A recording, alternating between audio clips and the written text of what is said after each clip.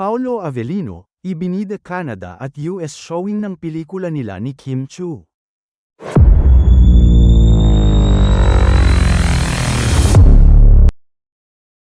Solve ang effort ng mga Kim Pao Faney dahil nagbunga na ang malawakan nilang tulong para may promote ang lalabas pa lang na unang movie ni na Kim Chu at Paolo Avellino, ang My Love Will Make You Disappear ngayong March 26. Ipinagmalaki ni Paolo mismo sa kanyang ex-post ang news advisory ng Star Cinema Inc.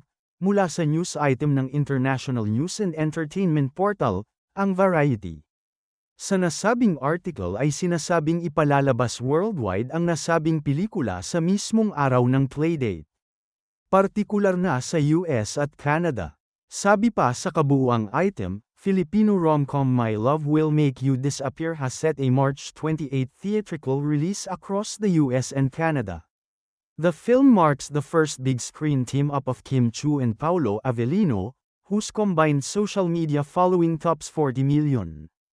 Wala nang ibang caption si Paolo sa comment niya sa nirepost na item kundi ang Raise the Roof icon na nagpapahiwatig ng yabang at kasiyahan niya sa magandang balita. Dahil dito mas lalong naging makulit sa pag-ungot ang mga Kim Pao solid sa Star Cinema Inc.